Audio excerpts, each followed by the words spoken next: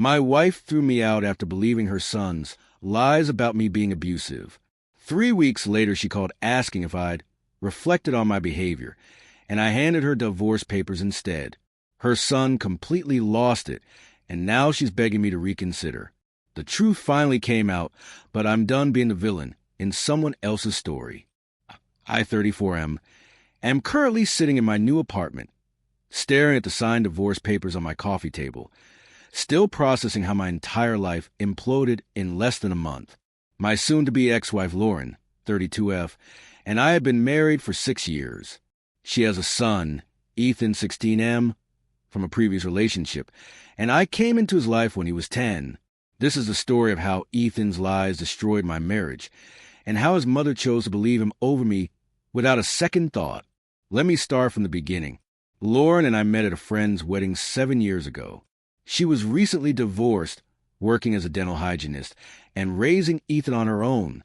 Ethan's biological father, Marcus, was barely in the picture. He'd see Ethan maybe once every few months, usually forgot birthdays, rarely paid child support on time. When Lauren and I started dating, she was upfront about having a son and told me that if I wasn't ready to potentially be a father figure, we shouldn't pursue anything serious. I was ready, or at least I thought I was. I'd always wanted kids, and the idea of being a stepdad didn't scare me. When I met Ethan, he was a pretty normal 10-year-old kid, into video games, decent at school, a bit shy. We got along fine at first. I didn't try to force a relationship. I let it develop naturally. We'd play video games together. I'd help him with homework. We'd throw a football around in the backyard. Lauren and I got married when Ethan was 11. The wedding was small but nice, and Ethan seemed happy about it. He even gave a short speech at the reception about how glad he was that his mom had found someone who made her happy. I felt like we were becoming a real family. For the first few years, things were genuinely good. I'm not going to pretend it was perfect. Step-parenting never is. There were moments when Ethan would test boundaries or say things like, "You're not my real dad," especially when he was mad about being disciplined. But overall, we had a decent relationship. I went to his soccer games, helped him study for tests, taught him how to change a tire. Lauren and I were happy. We talked about maybe having a kid of our own someday. The problem started about 2 years ago, right around when Ethan turned 14. He started getting moody, which I initially chalked up to normal teenage hormones.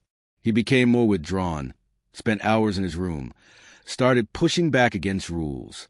Again, I figured this was typical adolescent behavior. What teenager doesn't clash with their parents? But it got progressively worse. Ethan started being openly disrespectful, not just to me, but to Lauren too. He'd snap at her when she asked about his day. He'd ignore curfews. His grades started slipping. Lauren and I tried to address it together, presenting a united front, but Ethan seemed to resent any authority I tried to assert. "You're not my dad, so stop acting like it," became his go-to response whenever I tried to enforce a rule. I talked to Lauren about it multiple times. I told her I felt like Ethan was only getting more hostile toward me specifically, and that maybe we needed family counseling. She'd get defensive, saying I needed to be more patient, that this was just a phase, that Ethan was going through a lot with puberty and high school pressures. She'd talk to Ethan. He'd apologize half-heartedly, and things would be okay for a few days before the cycle repeated. Looking back now, I can see that Lauren always made excuses for Ethan. He was her baby, her only child, and she'd raised him as a single mom for years before I came into the picture. Their bond was incredibly strong, and I think part of her never fully trusted that anyone else could love him the way she did. So when there was conflict between Ethan and me, she'd instinctively take his side or try to minimize the issue rather than address it head-on. About 6 months ago, things took a darker turn. Ethan started making comments about how controlling I was. If I asked him to do his chores, I was being controlling. If I suggested he spend less time on his phone, I was trying to isolate him from his friends. If I disagreed with him about anything, I was being aggressive. Lauren started noticing these comments, but instead of seeing them as manipulation, she began questioning me. "Are you being too hard on him? Maybe you should let me handle the discipline. He says you make him uncomfortable." That last one stung. I'd never done anything inappropriate toward Ethan. I'd been nothing but supportive and present in his life. But now I was making him uncomfortable. I started walking on eggshells in my own home. I'd second-guess every interaction with Ethan, worried that something I said or did would be twisted into something sinister. The atmosphere in our house became tense. Lauren was caught in the middle, and I could tell she was starting to doubt me, even though she'd never say it outright. Then came the incident that ended my marriage. It was a Tuesday evening in early October. I came home from work around 6 p.m. Lauren was working a late shift at the dental office, so it was just me and Ethan at home. This had happened countless times before without issue, but this particular night, everything fell apart. Ethan was supposed to have already done his homework before playing video games. That was the house rule. When I got home, I could hear him on his gaming headset in his room, clearly playing online with friends. I knocked on his door and asked if he'd finished his homework. Yeah, already done. He called back without pausing his game. Can I see it? Your mom wanted me to check it before she gets home. God, just trust me for once, he snapped. I said it's done. I pushed the door open, not barging in, just opening it normally, and asked again to see the homework. Ethan pulled off his headset, furious. Are you serious right now? Can I have some privacy? Not when you're supposed to be following house rules, I said. Show me the homework, and then you can get back to your game. Ethan stood up from his desk chair, and I could see there was no homework out, just a gaming setup. He'd lied. You lied to me, I said. Turn off the game. You can play again when your homework is actually done. That's when Ethan exploded. He started yelling at me, calling me names, saying I had no right to tell him what to do. I stayed calm. I'd dealt with teenage tantrums before. I simply repeated that he needed to turn off the game and do his homework. Then Ethan did something I never expected. He grabbed his phone, and while looking directly at me, said loudly, "Stop yelling at me. Get away from me. Don't touch me." I wasn't yelling. I hadn't raised my voice once. And I certainly hadn't touched him. I was standing in the doorway, a good 6 feet away from him. "What are you doing?" I asked, confused. "I'm recording this," he said, holding up his phone. "I'm recording you threatening me so Mom can finally see what you're really like." "I'm not threatening you. I'm asking you to do your homework." You got in my face and started screaming at me. He was saying this loudly, clearly for the benefit of the recording. "You need to get out of my room right now." I realized what was happening. He was fabricating a scenario, creating evidence that I was being aggressive or abusive. My stomach dropped. "Ethan, stop this. Put the phone down and let's talk about this rationally." "Get out!" he screamed, and I mean really screamed, loud enough that I worried the neighbors might hear. "Leave me alone." I backed out of the room with my hands up, trying to show I wasn't a threat. "Okay, I'm leaving. We'll talk when your mom gets home." I went to the living room, my heart pounding. What had just happened? I texted Lauren. "We need to talk when you get home." Had an issue with Ethan. She responded. "Is everything okay?" "Not really. I'll explain when you're here." She came home around 8:30 p.m. I was in the kitchen when she walked in, and immediately I could tell something was wrong. She looked at me with an expression I'd never seen before, cold, almost fearful. "Lauren, we need to talk about." "Did you threaten Ethan?" she interrupted. "What? No, Did you go into his room and get in his face and scream at him?" "No, that's not what happened at all. He's lying. He sent me a recording." She pulled out her phone. "I listened to it on my way home. I heard you." "Whatever you heard, that's not the full story. He was manipulating the situation. I heard you yelling at him. I heard him asking you to leave his room, and you wouldn't. I didn't yell. Lauren, please, you have to believe me. He staged that whole thing. He wasn't doing his homework like he was supposed to, and when I asked to see it, he started yelling and recording on his phone, making it sound like I was attacking him when I was just standing in the doorway." Lauren shook her head. "I've heard him talk about how controlling you are, how you make him uncomfortable. I've seen how you two clash. And now there's evidence. Evidence he manufactured, Play me the recording right now. Let me hear what he sent you. She played it. The audio was damning. You could hear what sounded like me speaking in a harsh tone. Though I genuinely hadn't raised my voice, the phone must have been positioned to distort the sound. You could hear Ethan saying, "Get away from me," and "Don't touch me," and "Stop yelling." What you couldn't hear was the context. You couldn't hear that I'd been calm the entire time. You couldn't hear that he'd lied about his homework. The recording started conveniently right when Ethan began his performance. "This isn't what it sounds like," I said desperately. "He's manipulating you. He's trying to drive a wedge between us." Why would he do that? I don't know. Maybe because I'm the one who enforces rules? Maybe because he resents having a stepfather? Maybe because he knows he'll always take his side. That was the wrong thing to say. Lauren's face hardened. I don't always take his side. I'm trying to protect my son. From what? From me? Lauren, you've known me for 7 years. Have I ever been violent? Have I ever been abusive? Have I ever given you a reason to think I'd hurt a child? People can change. Or maybe I didn't really know you. Those words hit me like a punch to the gut. After 6 years of marriage, after everything we built together, she was ready to believe I was capable of abuse based on a manipulated audio recording. We argued for over an hour. I tried every way I could think of to explain what had really happened, but Lauren wouldn't hear it. She'd already made up her mind. Her son was telling her I was dangerous, and she believed him.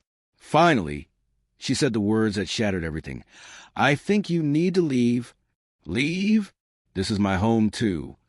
I can't have you here if my son doesn't feel safe. Pack a bag. Stay with a friend or get a hotel. I need time to think about what happens next.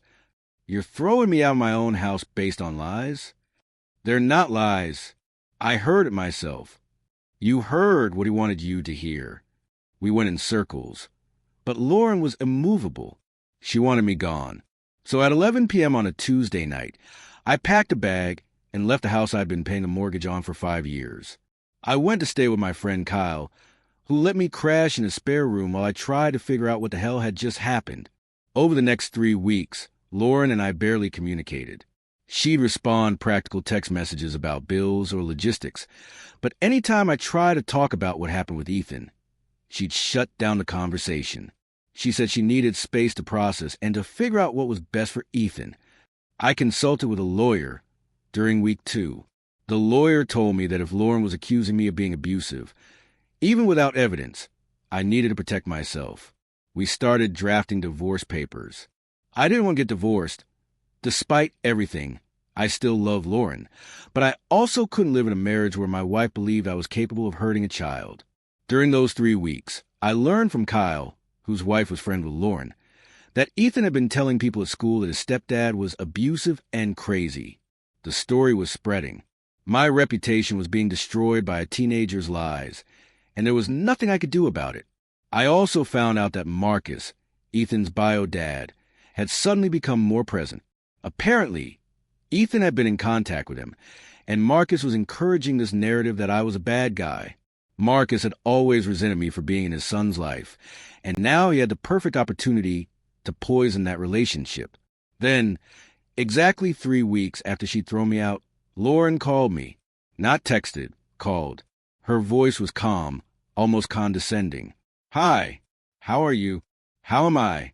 Lauren, you kicked me out of my house 3 weeks ago based on fabricated evidence. I've given you space to reflect on your behavior," she said, like she was doing me a favor. "I think we should talk about you coming back, but there need to be some ground rules." Ground rules? Yes. You need to acknowledge that your behavior toward Ethan has been problematic. You need to commit to anger management therapy, and you need to apologize to him. I was speechless for a moment. She really believed that I was the problem, that this was all my fault. Lauren, I have nothing to reflect on. I didn't do anything wrong. That's disappointing to hear. I was hoping you'd taken this time to think about. The only thing I've been thinking about is how my wife of 6 years believed her son's lies over me without question. How you threw me out without even considering that maybe, just maybe, Ethan was manipulating the situation. He's 16 years old. And you think 16-year-olds can't lie? Can't manipulate? Lauren, he staged that entire confrontation. He got on his phone and performed for it, knowing you believe whatever story he told. I'm not going to keep arguing about this.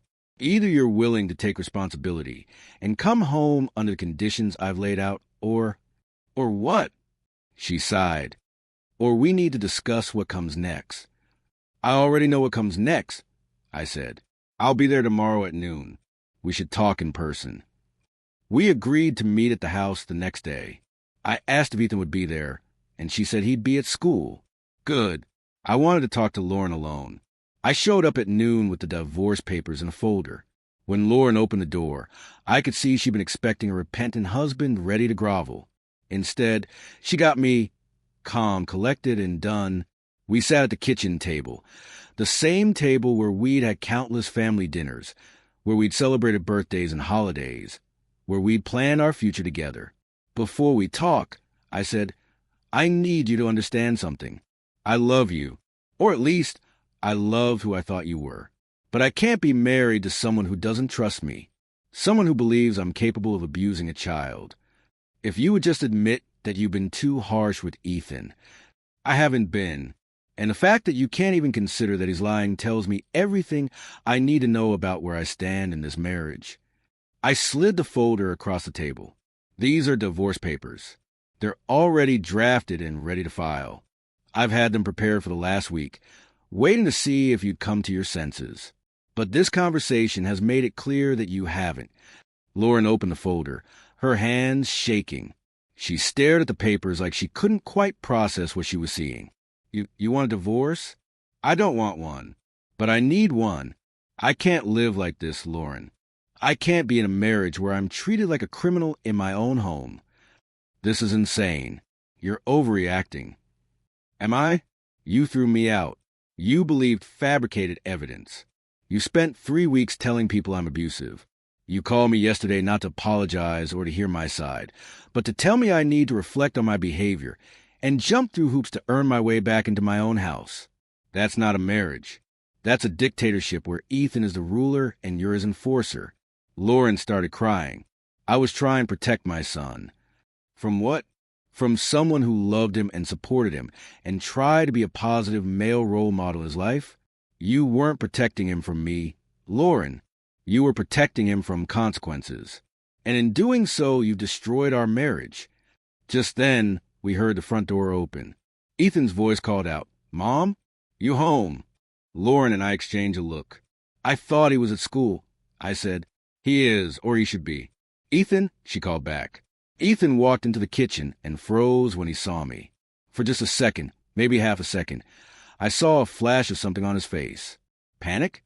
Guilt? But it was quickly replaced by anger. What's he doing here? Ethan demanded.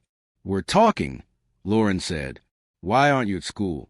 I had a free period, so I came home for lunch. But seriously, why is he here? Ethan, go to your room. This is between your mom and me, I said. Don't tell me what to do in my own house. Ethan, Lauren started, but he cut her off. Did you apologize to him?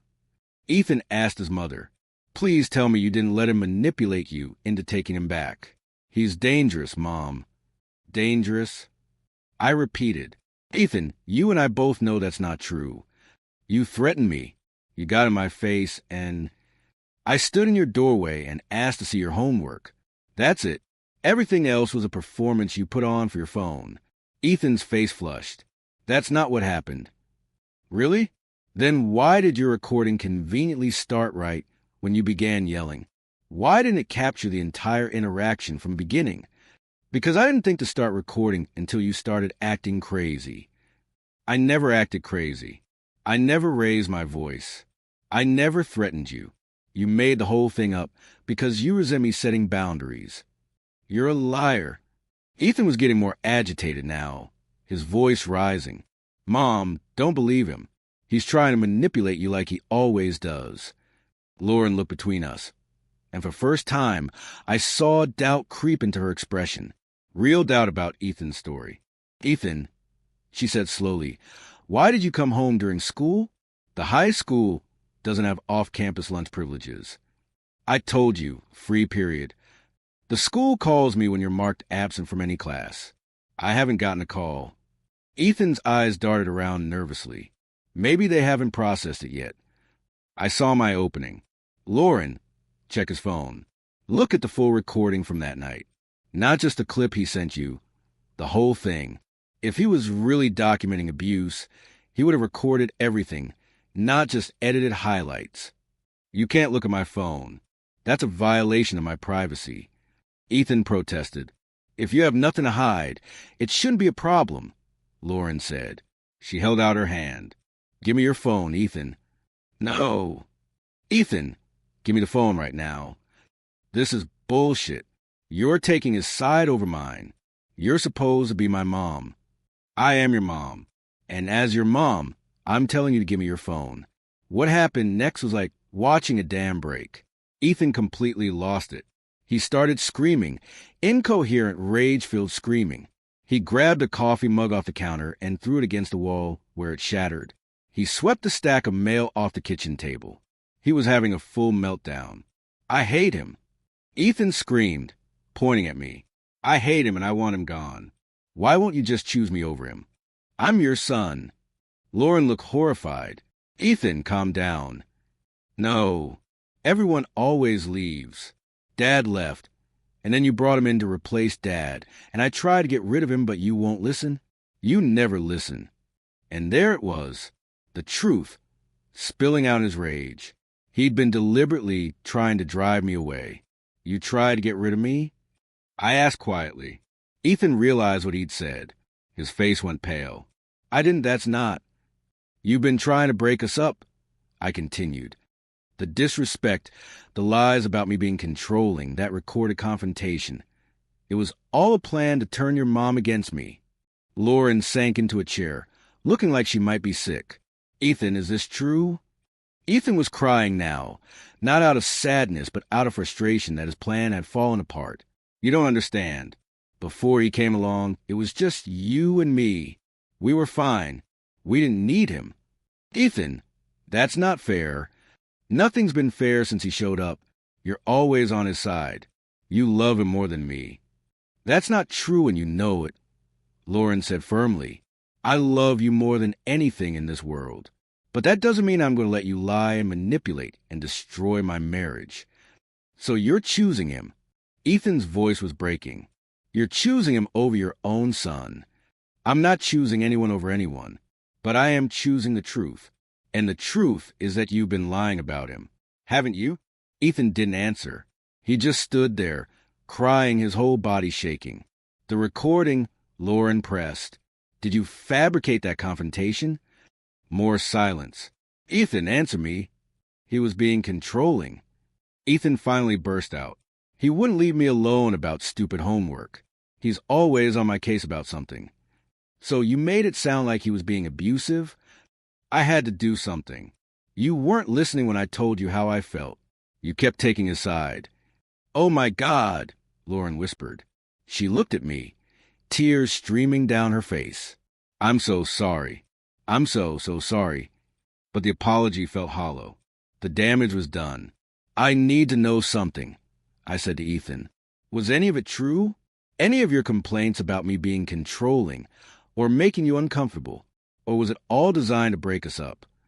Ethan wouldn't meet my eyes. You're not my dad. You were never going to be my dad. I wanted my real dad back. Your real dad who forgot your birthday 3 years in a row? Who bailed on visitation constantly. That's who you wanted. At least he doesn't pretend to be something he's not. I never pretended. I tried to be someone you could count on. Someone who'd show up for you. But apparently, that wasn't what you wanted. Ethan ran out of the kitchen and up to his room. We heard his door slam. Lauren and I sat in heavy silence. I don't even know what to say. Lauren finally spoke. I was so wrong. I should have believed you. I should have questioned this story more. You should have trusted your husband. I finished, but you didn't. Is there any way to fix this? I looked at the divorce papers, still sitting on the table between us. I don't know. I honestly don't know if I can come back from this. Please, I'll do anything. We can go to counseling. Lauren, you threw me out of our home. You believe I was capable of abusing a child. You spent 3 weeks telling yourself and others that I was dangerous. You called me yesterday not to apologize, but to tell me I needed a change. How am I supposed to trust you again? I made a mistake. It wasn't a mistake. It was a choice. You chose to believe Ethan without question. You chose to paint me as a villain. And even now, even with the truth out, I don't know if that fundamental dynamic between us has changed. Will you believe me next time? Or will I always be one accusation away from being kicked out again? Lauren was sobbing now. I love you. I don't want to lose you. You already lost me, I said quietly. The moment you believed I could hurt someone, especially someone I cared about, you lost me. The man you married deserved better than that. I stood up from the table. I'm going to leave those papers here. Take some time to read through them. Think about whether you can honestly say you'll trust me going forward. Because I need to think about whether I can trust you. Where are you going? Back to Kyle's. I need space to process everything that just happened. I left the house for what I knew might be the last time. As I drove away, I thought about everything Ethan had said. He wanted his real dad back. He'd resented me for trying to be a father figure. And in his teenage mind, destroy my relationship with his mother had seemed like the solution. I felt angry at him, yes. But I also felt sad. Sad that he'd been so hurt by his parents' divorce that he couldn't accept someone new in his life. Sad that he'd rather have an absent father than a present stepfather. Sad that his manipulation had worked as well as it did. But mostly, I felt betrayed by Lauren. She'd been my wife, my partner, and when it really mattered, she'd sided against me. She'd been so afraid of being a bad mother that she'd become a bad wife. That was 3 days ago. Lauren has called me several times since then. She's apologized repeatedly. She said she wants to go to marriage counseling, that she wants to rebuild trust, that she knows she messed up. She's even suggested sending Ethan to live with his father for a while to give us space to work on our marriage. But I keep coming back to the same question. Can I really trust her again? Part of me wants to try. 6 years of marriage doesn't just disappear. There were good times, happy memories, genuine love. But another part of me knows that something fundamental was broken when she chose to believe I was capable of abuse. Ethan has been expelled from school for 3 days for the truancy and is apparently in therapy now. Lauren tells me he's been apologizing, saying he didn't understand how serious his lies were, that he didn't mean for things to go this far. But I wonder, is he actually sorry or is he just sorry he got caught? As for Marcus, Lauren found out that he'd been encouraging Ethan's behavior, telling him that I was trying to replace him as Ethan's father, stoking that resentment. Marcus apparently thought that if I was out of the picture, he might have a shot at getting back together with Lauren. The irony is that Lauren now wants nothing to do with Marcus either, realizing he'd been manipulating their son for his own ends. I haven't made a final decision about the divorce yet. My lawyer says I can always pause the process if Lauren and I decide to work things out. But right now, sitting here in my temporary apartment, I'm leaning toward moving forward with it. Because here's what I've realized. Trust is the foundation of a marriage. Without it, you don't have a partnership. You have two people living together in constant suspicion and doubt. And Lauren shattered that trust. She might be able to rebuild it over time, with a lot of work in therapy and proving herself. But is that really the kind of marriage I want? One where I have to constantly wonder if my wife believes in me? I guess I'm writing this partly to process my own feelings and partly to ask, would you try to save this marriage? Or would you walk away?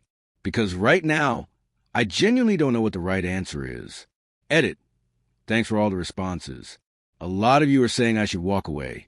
And honestly, that's where I'm leaning. A few people have suggested trying counseling first before making a final decision. And maybe that's fair. But I keep coming back to the fact that she didn't just doubt me. She believed I was dangerous. That's not something I can easily forgive. I'm meeting with my lawyer again next week to discuss next steps. Lauren wants to have dinner this weekend to really talk, but I'm not sure I'm ready for that. We'll see. Edit 2. For those asking about Ethan, I don't hate him. I'm angry and hurt, yes, But I also recognize he's a kid who was dealing with his own pain in a really destructive way. That doesn't excuse what he did, but it does provide context. Whether he and I will ever have a relationship again, I don't know. That's probably something that could only be addressed years from now, if ever. As for Lauren, she sent me a long email last night that I'm still processing.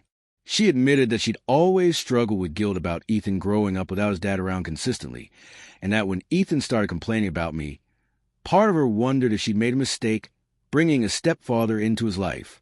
She said that's why she was so quick to believe him, because she'd already been second-guessing her choices.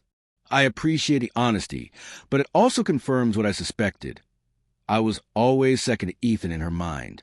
When push came to shove, she'd sacrifice me to protect him, even if it meant believing lies. That's understandable from a mother's perspective, but it's not sustainable for a marriage.